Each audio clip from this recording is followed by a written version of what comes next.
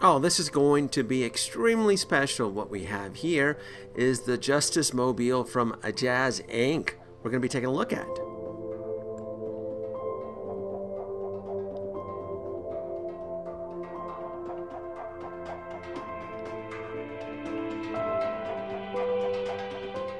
Hello folks, Danoby2 here. Thank you for joining me once again on another visual tour. My paid pre-order from JazzInc has arrived and I am stoked. These boxes have traveled all the way from the other side of the world. The most damage that I see is this right here. This is the diorama. This is part of the Justice League conversion kit. So that's it. As far as the Justice Mobile box, it is pristine. I was actually shocked because I've received items from Sideshow Collectibles in a nearby state that have come in worse condition, but this box is immaculate. Let's get right to it. Let's get it open. First thing is first, JazzInc gets points for the custom plaque here with Danoby2, Justice Mobile, 1/6 scale limited edition collectible vehicle. I like it. I like there's something special about seeing your name etched on a plate, on a collector's plate. This thing is heavy, folks. It is heavy. Again, I'm shocked that this box is pristine as it is. This is incredible. This is really, really incredible. I like it. I like the artwork on it. You want to be careful. I discovered that to remove it, if you're by yourself, is to flip it gently, carefully, flip it on to the other side.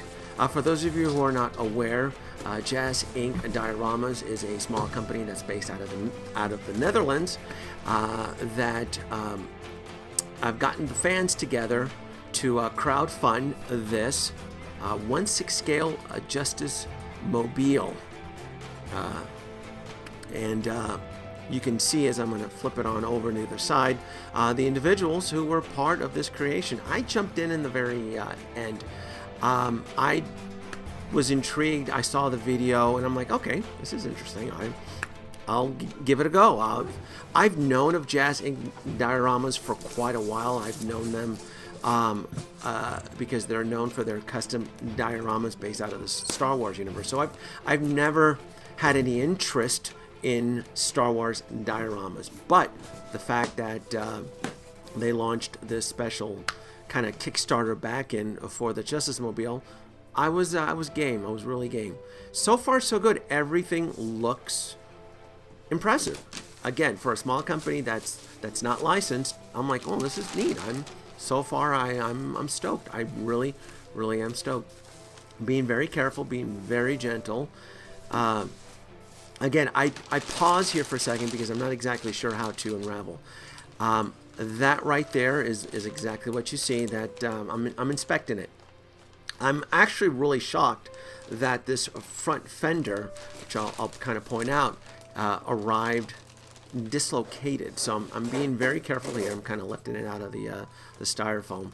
Again, there was no damage outside this box, so this was a little bit of a shock because I was not anticipating any type of damage. I anticipate damage from Hot Toys all the time from other builders, but this right here definitely did catch me off guard. I'm not sure if it was the pack-in, but the actual joint of the wheel did become dislocated in the fender. Overall, I paused here for a second, and I did reach out to JazzInc. Reached out to the owner, who Yos, and he made it very clear and simple. He offered a replacement. We exchanged a few emails back and forth, and I told him I didn't really want to deal with the whole drama of getting a new one and me packing this bad boy up. So I continued, and what I did, my choice was I asked him for a replacement axle and wheel fender. That way I can just swap it out. It seems pretty fixable, and I didn't want to put him out of trouble and deny another backer their vehicle. So I want to fix it, and I'll do an update probably within a month or so on the status of my personal vehicle. Just inspecting it. I like the weathering. The paint application, no issues at all. I actually, in fact, if anything, I wish it was just a little bit dirtier, but it's not a deal breaker with the paint scheme and the paint application. Love that ruggedness, that beat up look, and I think they did a really good job capturing it with the edging around the vehicle and so forth. I'm just removing the tape again. At this point, I'm not sure if anything else is broken or got dislodged during shipping, so I'm being very, very careful. Everything was packed inside. Everything that was inside the cockpit, it was intact. Kind of looking at it right there, and again, in the interior of the cockpit, it looks good. Okay, maybe like I said, some idiot FedExer dude dropped it because he was having a bad day, and and the actual got dislodged. But I'm impressed right now. At this point, I'm still in. I'm like, okay, this is a very, what they were able to accomplish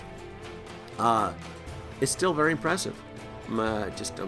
This gun here, that's the front mounted gun, kind of looking at the weathering. I like that they incorporated the swappable parts with the magnet. I like that. That's actually pretty clever. Very neat. It pops right in there. Very secure. Very it articulates back and forth. It works. That's awesome.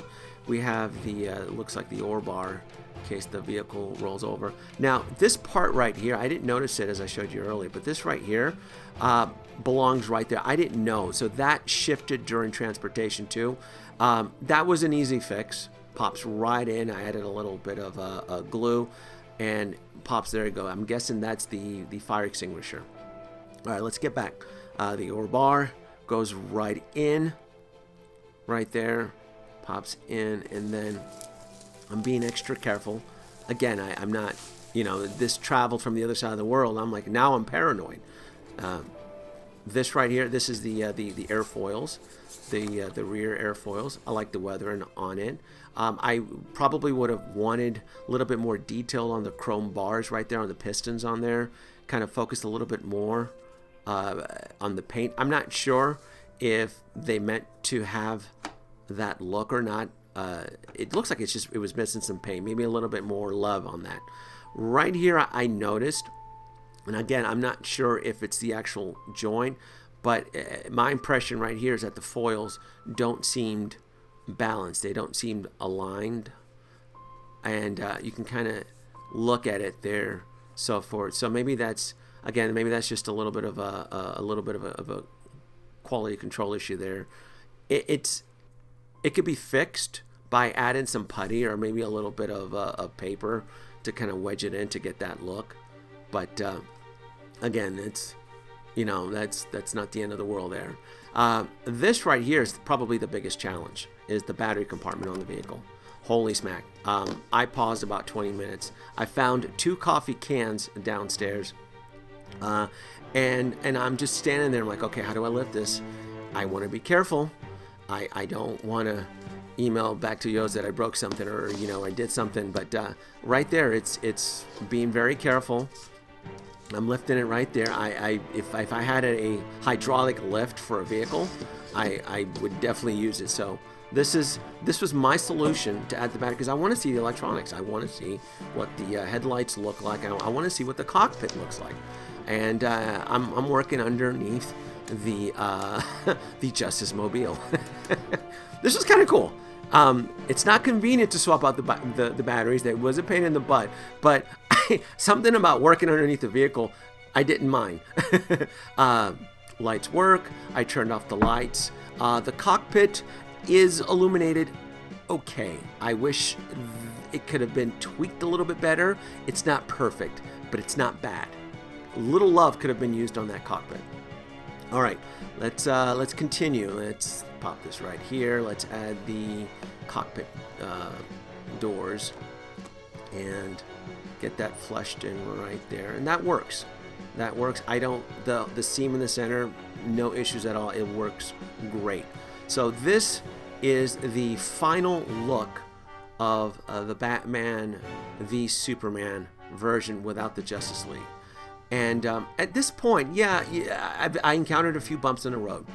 Not gonna lie, there's a few bumps in the road there, but I'm still with it. I'm still feeling the excitement with this. This is still cool.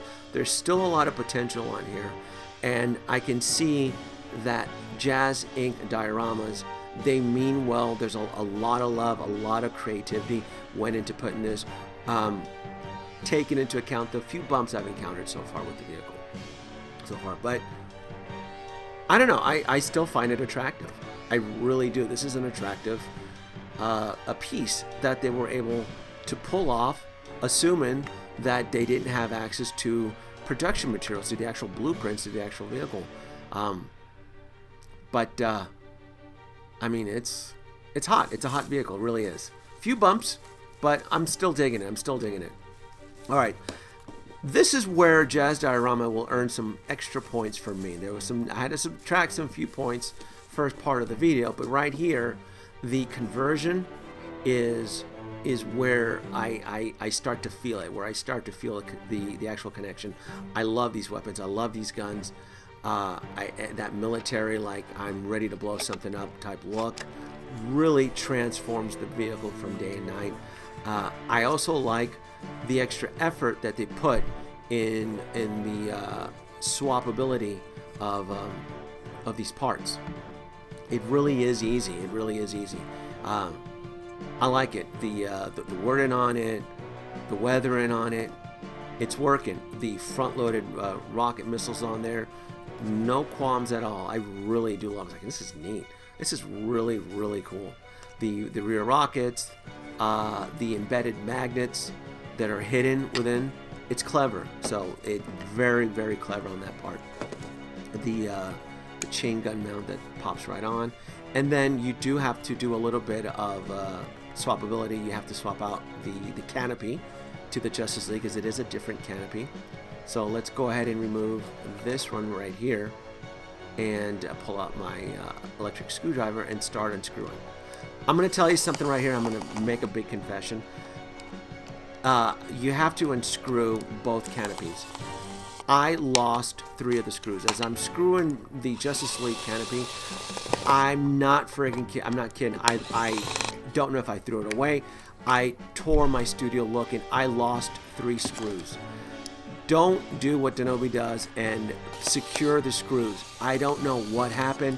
I went outside in my trash. I could not find those screws at all to save, to save my life. So save your screws. Pop it on here.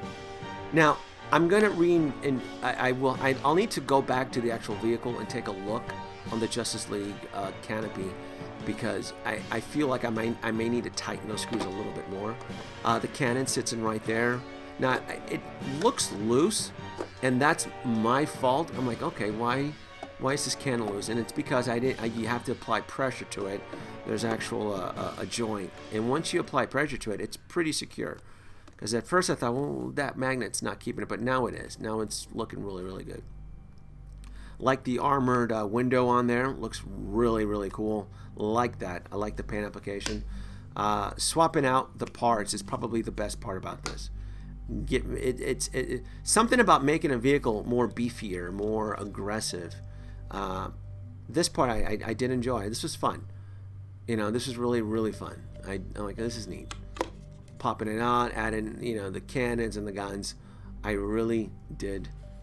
I do enjoy that. But just showing you, just firsthand, my experience that it's on there. I mean, it pops right on there. Even the rear missiles that attach to the back of the vehicle is it pops in right into place.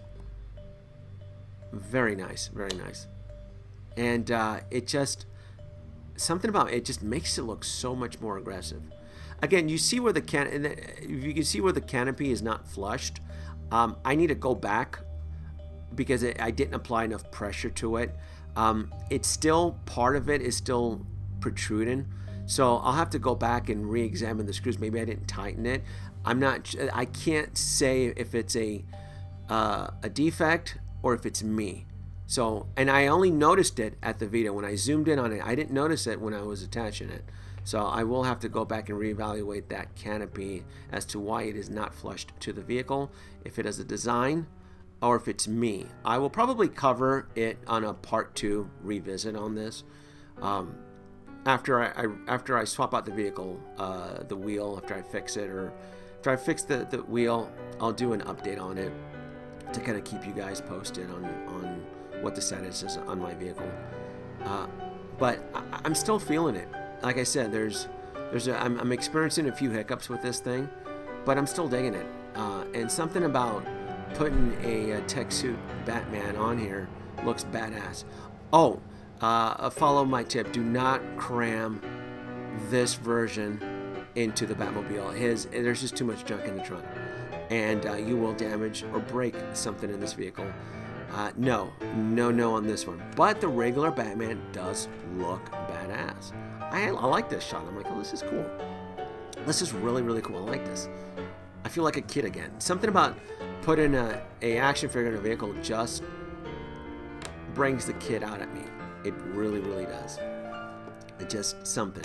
So again, I'll have to re-investigate this canopy issue if it is, and I'll do it in my follow-up video once I get the wheel. I like the platform here. This right here, this accents the vehicle. I love it. I love this this panel base here, which I'm gonna end up incorporated into the module case. I want to see what this vehicle looks like inside my module case. I really do. So these guys gotta go. These guys gotta go. So the platform here does protrude. I will have to modify it, and I'm gonna show you. You can see right there on the edge of my module case, it's extending just a little bit right there. So and I want to achieve a seal. So right there you can kind of see. So I grabbed my Dremel, did a little bit of modifying, just regular. I'm assuming you folks have your own. If you decide to get this, you have your own Dremel. Dremel it on there, and it fits perfect. And when it's all said and done, it looks fantastic with the Dark Knight on there. I'm digging it. I really am digging this look. Really am. Loving it. So overall, few hiccups. I'm still in love with it. I really am. I really am. Again, I will say JazzInc Dioramas. They offered a replacement. No questions asked. I decided not to, and I will just get the part, swap out the wheel, and I'll do an update in about a month. Well, hope you guys enjoyed my unboxing. Like, subscribe, leave your comments below. Danoby2 out.